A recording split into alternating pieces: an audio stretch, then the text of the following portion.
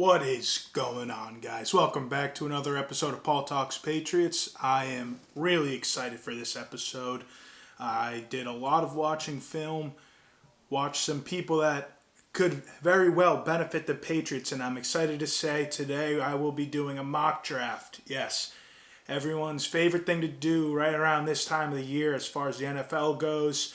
I know it's easy to just pick random people, but these are guys that I believe the Patriots can target at their positions in the draft. Let's jump right into it. So, a lot of controversy surrounding the number 3 overall pick this year. A lot of people want to go different routes. You're hearing several different names pop up for the Patriots. It's easy to assume Caleb Williams will be off the board after the first overall pick, but who does that leave for the Patriots? Well, for me, I have Drake May going number 2 overall, and I really hope he does because that means we can have our pick of Jaden Daniels, the Heisman winner, Marvin Harrison Jr., the best wide receiver prospect to come out of college since at least Justin Jefferson, maybe even Calvin Johnson. Or Joe Alt, the most well-rounded offensive tackle of this draft. All top prospects, all great, all looking like they could be potential all-pros at the next level. But ultimately, what it came down to me was, what does this team need the most? What position matters the most? Of course, that would be quarterback. I went with Jaden Daniels, quarterback out of LSU, as I just stated. If you didn't know already, Heisman Trophy winner this year. Now, what's easy to notice about his game and what is the most special about his game, I would say, is his ability to run and scramble and make people miss. Automatically, he becomes a top 5 quarterback in the NFL when it comes to rushing and running. Now, there is a lot of quarterbacks that are fast, but don't really have that mobility and agility to make people miss in the field, open field. Jaden Daniels has that ability, and he showcased it in his season over the past 4 years. But that's not all he can do. It's far from it, actually. He can make about every throw in the book, every throw you could want a quarterback to make in the NFL, he can do. What was most impressive to me was his throws. Honestly, just, I want to say perfection. That's how good they were on sluggo routes. Now, if you don't know, sluggos are when wide receivers fake a slant in across the middle and go around outside and run up the field. Basically a vertical route, or a seam route, I should say. And he just drops dimes on those passes. They're beautiful, and it's not often that you find a quarterback at the college level that can do it on a consistent basis. He can, though. Another thing, Jaden Daniels is very good at throwing in the middle of the field at all levels. I've seen a lot of highlights where he drops balls right over the linebacker and just before the safeties that are coming down, right in the hands of his wide receivers. Now, not only is he good at making those throws, he's good at reading defenses pre-snap and post-snap. He had some troubles going through his progressions in some games, but ultimately he did really well at reading what coverage defenses were in before and adjusting if they were in a disguise, trying to hide what defense they were in. Perfect example would have been Alabama going against Nick Saban, the best coach in college football possibly ever. Obviously was running some confusing defenses to figure out. Daniels was able to adjust on the go throughout the game. You saw him get better throughout that game and identify the defenses at a quicker rate. And it wasn't always perfect, but he learned as he went, which also I think applies to his whole career. Starting off at Arizona State, when he left and transferred to LSU, Arizona State was like, goodbye, good riddance. get the hell out of here. They couldn't wait for it to happen. He was not good at all.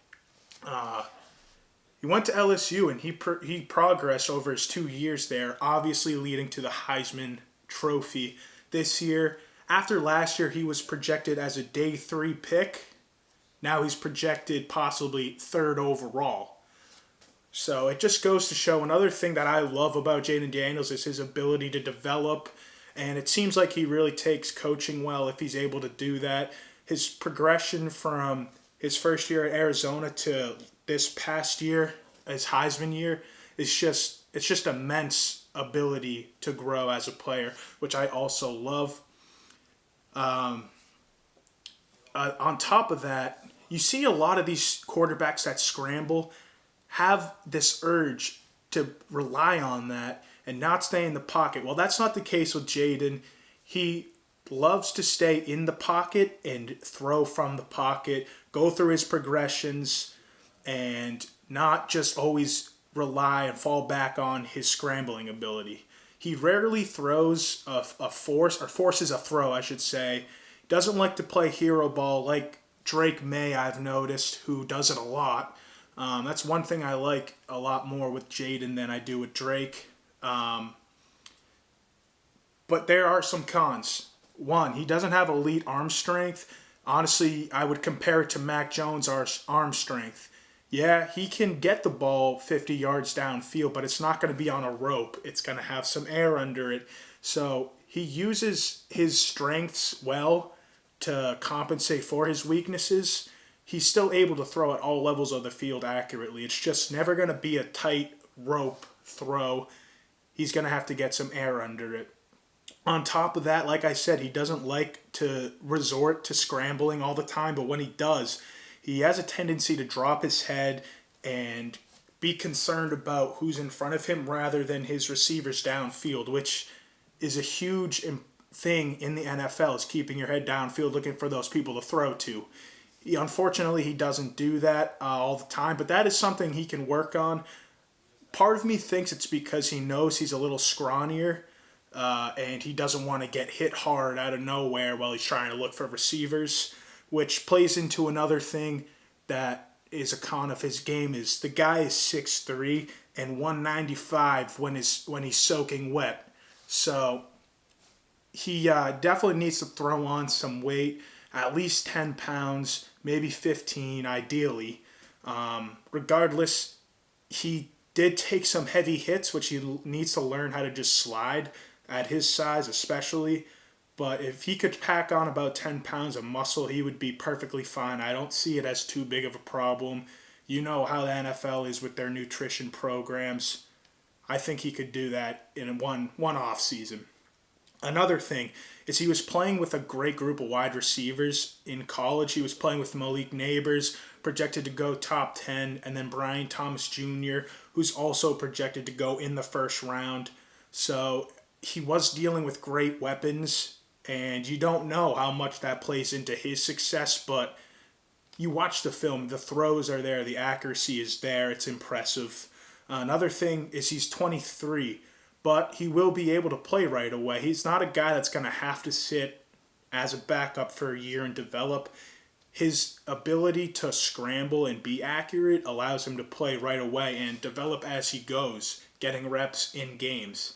I think people overreact to his age because, I mean, if you haven't noticed, quarterbacks play until they're 38, 40 years old now. So, okay, yeah, he could start when he's 21 or 22 and play for 20 years, or he could start when he's 23, 24 and play 16 to 18 years. That really doesn't make too much of a difference when you're talking about a franchise quarterback to me. It's just, I don't think it's really a big deal. Even if he does have to sit a year, or if the Patriots want him to sit a year, do it. I don't think it's a big deal. And just, that's all on him. But some other players I did consider is Drake May and Marvin Harrison to pick here. I don't see us trading back, and I honestly don't see us picking anyone other than a quarterback. Whoever's available, whether it's Daniels or May, I believe we make that pick. I would love to draft Marvin Harrison, don't get me wrong, But from what I've read from the reports, we're stuck on quarterbacks. Now, that could change after free agency, but as of right now, it's going to be a quarterback at number 3. I think everyone needs to prepare for that, whether you like it or not. Moving on to round 2, I got offensive tackle Kingsley Suamataia out of BYU. Yeah, that name's a mouthful, but you'll learn his name quick because he's going to be all over the film with highlights. This kid is the definition of a raw prospect, only 21 years old, just turned 21. And he has got the highest ceiling I've seen in an offensive lineman, most room to grow out of an offensive lineman prospect in a while. If you know Penei Sewell, he is cousins with him. Penei Sewell was the 7th overall pick in 2021, the highest drafted offensive lineman in his class. So he's had 3 years in the NFL, 2 Pro Bowls, and was a first-team All-Pro last year. So it's in Kingsley's blood to be that guy, and I really believe he can. He has experience playing both left tackle and right tackle. His junior year, he played right tackle. His senior year, played left tackle.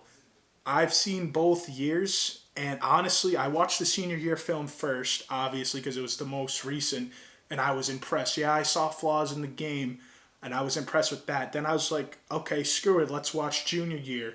And this guy blew me away, honestly. If I based it off of his junior year highlights, I would say he's an easy first-round pick. His only knock is he didn't play as good at left tackle his senior year, which is to not say he didn't play good, because he did. But he didn't play as well, I don't think, as he did his junior year, and he's young. He's got some flaws, like I said, so that's the only thing keeping him back from being a first-round draft pick. Also, aside from the fact that this is a stacked offensive tackle class. He has tremendous athletic ability. It's actually phenomenal. He can move to guard because of that and play really any position except for center. And he moves well in open space. This is a guy that you can pull from the guard or tackle position. If you want him to get up to the linebackers to block, he's got it. If you want him to move out on screen passes, he can do that with ease as well. It's really impressive. His athletic ability is what's going to make him a valuable starter from his rookie season. I think he would fit well in the scheme that Alex Van Pelt is most likely going to bring to New England, which consists of outside zone running and the offensive line moving as one unit, not straight on blocking the guy in front of you, but moving to the side and trying to get leverage. You have to be quick, you have to be fast, you have to be athletic to block in that scheme, and Suamataia has that ability. Sometimes his technique can go out the door. It is a little weird. Sometimes it looks great, other times it looks bad. When he's pass blocking, sometimes he'll step too far and overset, it's called, and other times he'll open his hips up too much where he's parallel with the sideline. You never want that because then the edge rusher has the leverage on you to get inside. He had several pass blocks where he would give up the inside. Now, sometimes because of his athletic ability, he was able to recover from that, but he did it at a college level, whereas now obviously you're dealing with better players. They're going to be better at rushing. So it could be a problem. I don't see it being a problem. It's small technical issues that he can fix from Scott Peters, who we just hired as our offensive line coach. Another thing with his technique is his hands are inconsistent.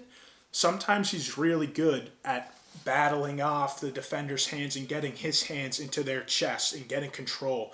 Other times he lets defenders win and take control of him and allows them to get moves on him and get by him.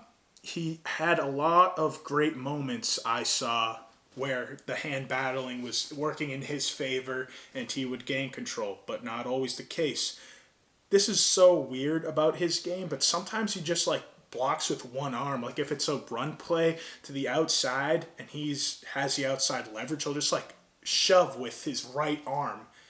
and I really don't understand why he does that, but again, that's an easy fix. Just block with two hands, Kingsley, not one.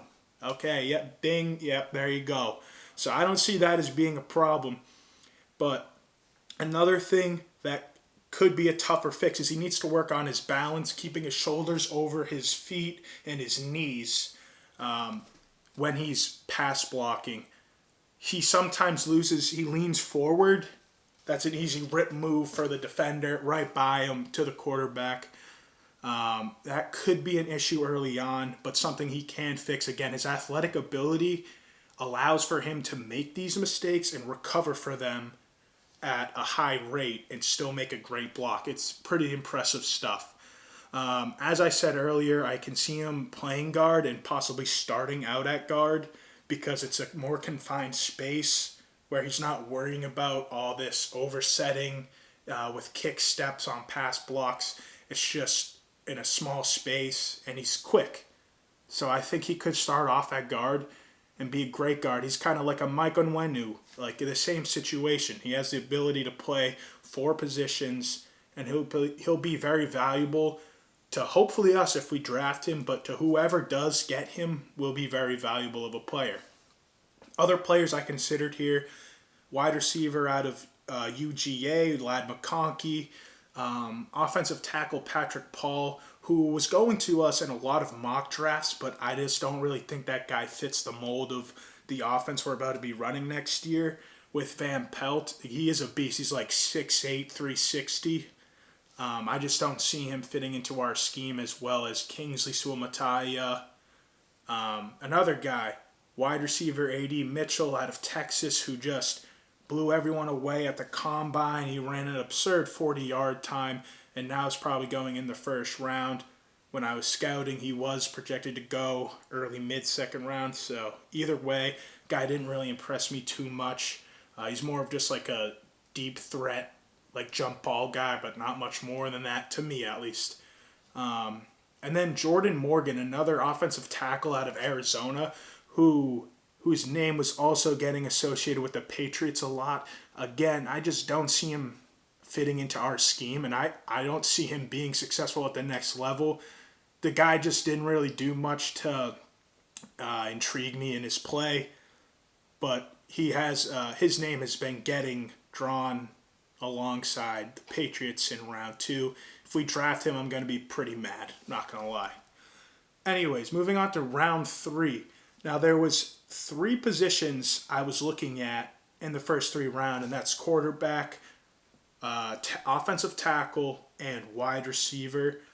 I drafted Daniels 3rd overall, drafted Suamataia 2nd round, so we'll take care of that wide receiver position now in round 3 with wide receiver out of University of Washington, Jalen McMillan. Now, he's an interesting case because he was hurt this season for several games. He only played in 7 games, and he was in a group that had a lot of success throughout the season that included Roma Dunze. He's going to go top 10 in the draft. And then Jalen Polk, who also showed off a lot of his abilities after McMillan got hurt. He's projected to get picked around the time Jalen McMillan is. As far as McMillan goes, he has elite athleticism.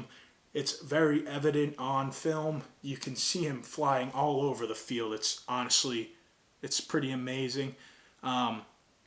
And as far as his route running goes, it's not like he makes the most crisp cuts. So I wouldn't say it's elite, but it's really good. That's because his athleticism. He'll give a little shimmy and get around defenders, but he's never going to make that, he's never going to plant the foot and make quick turns. If he's going against defensive backs that are in zone or cushion defense where they're playing back, he can use his athleticism to get off the line of scrimmage. If he's pressed, I'm not sure how well he's going to fare. I'll get into why in a little bit. But as far as his athleticism goes, again, he has the ability to make people miss in the open field, juke moves, spin moves, whatever. You name it, he can do it, and he can do it at a high level. Also, he can run routes at all levels of the field, It's on his film, short routes, medium routes, and then the long ball. He can do it all. And it's not because he has killer speed. Again, it's because his athleticism, his route running abilities. He ran a 4.47 40-yard dash at the combine. So it's not, that number doesn't blow you away, but he's not slow either. Again, his athleticism allows him to get open. In college, he played slot receiver for vast majority of the snaps he was on the field. For me, I can also see him playing on the outside as a Z receiver, where he's off the line of scrimmage, and again can use his athleticism to get open. Unfortunately, the one big knock against him is that he's 6'1", but only 197 pounds. To put that in perspective, Julian Edelman played at that same weight, and he was 5'10". Ideally, he gets up to around 210 pounds, builds a lean, more muscular frame. Another knock, he had some brain fart drops, easy passes that he just couldn't snag. It's weird because you'll see him jump up and make spectacular catches, but sometimes it'll be right here, right in the breadbasket, and he drops them. So I don't know if he can really work on that, but I don't see it as a problem too much. I think he can get his act together and start performing better. Other players I considered at this pick was offensive tackle Kieran Amagaji out of Yale, who I love. Whoever gets him is going to get a steal of a pick, I think. His only knock is he's great. He's dominant, but he was playing at Yale, so he's playing against FCS folks, and it didn't. That's the only thing not faring well for him in the draft. Other than that, Johnny Wilson, wide receiver from FSU, 6'7", huge, has the same problem as Jalen McMillan, where he just makes those simple drops, which is scary. But the guy's got a lot of talent. He might play tight end at the next level too.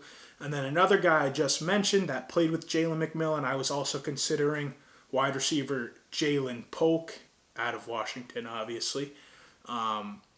He has the same draft value as Jalen McMillan. I just like McMillan's abilities a little more, so I went with him. Pop Douglas obviously had a really good season as our slot receiver. I'm not sure what the deal is with him or if Kendrick Bourne will accept our offer we just gave him. But either way, I think Jalen McMillan can be a great depth piece, so I think he's a great prospect, one that we could snag at round 3. Round 4. This is an interesting pick for me. I went with tight end A.J. Barner out of Michigan. Now, tight end is a position we are going to draft, I fully believe. As you guys probably know, we only have one guy signed right now, and I couldn't even tell you his name. He didn't play at all last year. But Hunter Henry, free agent. Farrell Brown, free agent. Mike Gesicki, free agent. So we're not re-signing all 3 of them. It's not feasible. So I think we're going to have to draft one. For me, it's Barner. This guy has amazing size. He's 6'6", 250 pounds. So automatically he becomes a big target. I see at minimally him being a second-string tight end for blocking with a ceiling of being a decent first-string tight end, starting tight end. The reason I love him so much is because he's so well-rounded. Unlike a lot of tight ends in the league who just take on that third, fourth receiver role, whatever you want to identify them as, Barner loves to block. You watch his film, whether it's a good block or not, he's always firing out, and he does get a lot of good blocks in there, don't get me wrong. He's not perfect, obviously. He's a tight end, but he loves to block, loves to hit people, which I love about him. Makes me at least respect his game. When he's going against zone defenses, he does have the ability, he's flashed the ability to find holes in the defense and just sit, just like what Travis Kelce does against zone defenses. One of his best traits as a player, if not the best, is his ability to just find the openings, the gaps in defenses when they're playing zone and sit there and be a reliable target for Patrick Mahomes. Barner showcased this at the college level, so potential to do that in the NFL level, which is another great thing. He could be a high reception tight end.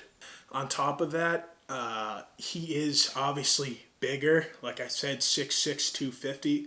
So he's never going to kill you with his athletic abilities. He's going to catch it and he might lower his shoulder and bulldoze you, yeah. But he's never going to hit you with a juke move and get around you. And he's never going to be a deep threat with his speed. I think he had an unofficial 40 time, like not in the draft, but something else. It was like the low 4.7s, which is good. That's definitely good, but it's not blazing speed for a tight end. Again, that's not his strength. His strength is his size. So, never going to be a 1,000-yard receiver for you, but definitely is going to be a well-rounded tight end and one you can rely on, which also means that depending on how teams value that, he could go in the 3rd round or he could go in the 5th round. I met in the middle and had us taking him in round 4. I think it would be a great add. He could automatically be our tight end 2. Hopefully, with us signing someone else that could be our tight end 1. Other people I considered here was tight end out of Kansas State, Ben Sinnott, I'm not sure how you pronounce his name, honestly, but another guy I've seen us connected to in the draft. Should be interesting. Also, edge out of Troy, Javon Solomon. I love his name. That was the closest I came to having someone else on this list for us drafting. He's just one-dimensional, too one-dimensional to me. I saw more value in A.J. Barner here. I didn't go with him. Another guy you might know is running back Braylon Allen out of Wisconsin, who is he just turned 21 or maybe 20. I think 20 actually, which is absurd. I don't know how that works. He just turned 20 in January. Running back out of Wisconsin, played 3 full seasons still. I don't know how that adds up with his age, but he just turned 20. Very impressive. I just don't think he's going to fall to a spot where we can get him, especially based on needs. So 4th round is A.J. Barner out of Michigan. Round 5, a guy that you have also maybe seen us connected to in mock drafts, and a guy I think could contribute to our team right away. That's why I had him here too. Running back out of UNH, Dylan Lobby. Lobby is very one-dimensional, or will be at the next level, I think. He's an extremely good receiving back. He was all over the field for New Hampshire last year. He lined up in the slot. He lined up on the outside. Obviously ran routes out of the backfield as well. He's your ideal 3rd down back in the NFL. So for me, I would say he has a high floor, low ceiling, because he's not going to be an elite runner at the next level. He could have the ability to be a reliable runner on 1st and 2nd down or 3rd and shorts if you want him out there, because he reads blocks well and he's shifty, so he can make people miss. Another thing is he doesn't have elite breakaway speed, so you're not going to see him breaking off 70, 80-yard runs. He does fit well for the Patriots because we lacked a true 3rd down back last year, and he could take on that James White role, a guy that we had for all those years, and prove very valuable to the Patriots. Lobby is very talented, like I said. Receiving is not going to be a premier running back, but a guy that I would like at round 5 with a lot of value there. Other prospects I considered here was Missouri running back Cody Schrader. I just don't think he's going to be successful on the next level. Regardless of what he did in college, he's just really small. He's like 5'8", not too bulky. I don't think he's going to succeed too much. Love the kid as a college running back, though, don't get me wrong. Another player, Mason Smith, was a D lineman out of LSU. I just didn't really see him do too much to impress me, honestly. He was good at like holding his ground, but that's about it. So, moving on to round 6. I got a little trade here. Not sure if this is like how this works out, but I have us trading our 181st overall pick in round 6, along with a 2025 6th-round pick. Excuse me. To move up to number 163. No one knows who has that pick yet because they're still doing the compensatory picks. We'll see. But I think that gets up around there to around that 163 range. And I did it because I love this prospect, and he's going later because he doesn't have the premier rushing ability, and he's limited on where he can line up. Not limited, but he's not going to be able to line up across the whole line of scrimmage. This would be defensive tackle Marcus Harris out of Auburn. I love this guy because he eats double teams for breakfast, lunch, and dinner, and will have it for dessert too. All game long, he takes on double teams, and he holds his ground. He's taking up, you can't ask for much more from a defensive tackle than that. Taking up 2 blockers for one person and not getting blown back. He's great at that. He holds his own against zone blocks. He'll hold his gap, get that hand up there, and not get moved too much by the offensive line. He's pure power. His bull rush is an A. Other than that, he knows how to extend his hands and get moves going, so he's got a good rip move if it is a passing situation, but he's probably only a running scenario defensive tackle. This rep that just blew me away was against Georgia. It was a 3rd and 2, and Georgia was running up the middle with Brock Bowers out of the backfield. And this guy blew back their center 4 yards. So much so that he went too far and Brock Bowers ran by him up the middle. And so they got the first down, but the guy just, first of all, their Georgia center is going to be a top prospect next year as an offensive lineman. This guy just blew him back 4 yards with ease. It was really impressive. But yeah. He was lined up in the B gap most of the time because Auburn had 4 defensive linemen. Patriots run a 3-4 defense, so they have 3 defensive linemen. I could see him playing in that A gap, that one defensive tackle, the nose tackle role for us. I think he'd be great in it still. Only thing is he's 6'2", 295. So yeah, his 295 is decent, and that allows him to maybe be faster. At the next level, though, his best trait is eating those blocks, filling those gaps, like I said. So he needs to put on some weight. 6'2" is not really a problem for me. If anything, he's fine because he gets lower automatically against linemen. But he definitely needs to put on some weight. Get to that 315 mark, maybe 320, and he's going to be really good. That's why I traded up a little bit to get him. I don't know if he's going to be available at round 6, 181st overall, so I moved us up 18 spots to get this guy. He's really good. It's tough to recognize how good he is unless you know how the defensive tackle position works well. As a kid who played defensive tackle, I just have an appreciation for the way he plays the game. Other prospects I considered here were quarterback Joe Milton out of Tennessee, he's a gunslinger, not much else though. Cornerback out of Boston College, Elijah Jones. He's got great size, but I just didn't see his ability to cover succeeding at the next level.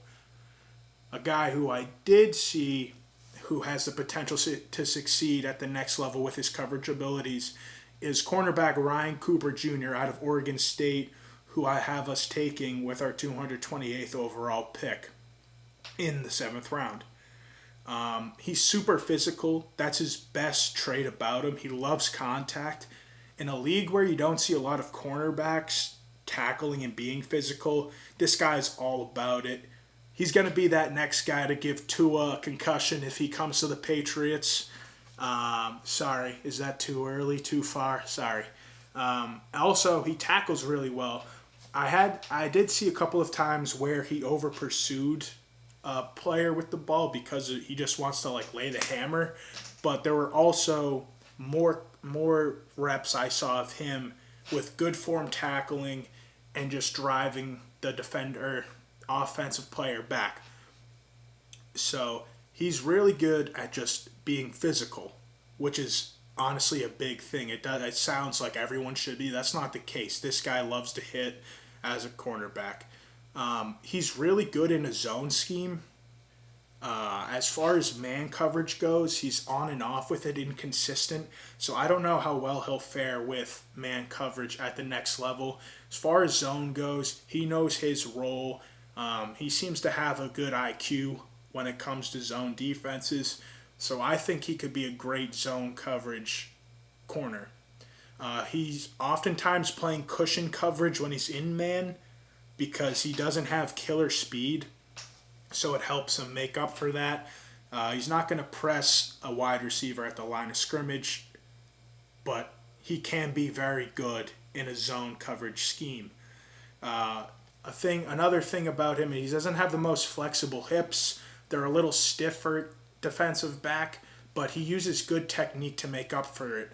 On the other side, he can be a bit grabby, which can lead to penalties. Obviously, a cause for concern at the next level. But overall, this guy has good technique. He's just got grit, loves to hit, and he's got a good IQ that would fit in his own scheme, his knock man coverage. I'm not sure how much he can grow as a player, but I know he can start in the NFL. Also, I saw a clip of him talking, and I just like the way he talks. He really hyped up his teammates. It was about the team first, not himself first, which you can tell sometimes players are told to say that, but he seemed to genuinely mean it, which I love. That's the Patriot way, we all know, and he would fit in well here. Other prospects I thought about drafting here for us was Houston outside linebacker edge rusher David Agwogbo, which I don't know if I pronounced right, but he seems like he's a pretty good player, but he's really only good for rushing and he may be holding his ground. Like, I don't know. He just wasn't consistent enough for me. I don't know how well he's going to do. Another guy, defensive back Tyler Owens out of Texas Tech. He's played primarily safety for Texas Tech last year. Another guy that's just really physical, loves to hit. I just don't think his coverage skills are up to par with Ryan Cooper Jr.'s. That's why I took Cooper Jr. over Tyler Owens. That rounds out my first mock draft, and I want to do another one after free agency when we know more about how our roster is going to play out with veterans and re-signing players. But until then, this is my ideal draft class right now for the Patriots. We'll know more about who they're targeting when it comes closer to the time of the draft. Until then, I'll talk to you next week. I hope you enjoyed this, and I hope you watch again when I plan on doing another one. I'll catch you next time. Peace, y'all.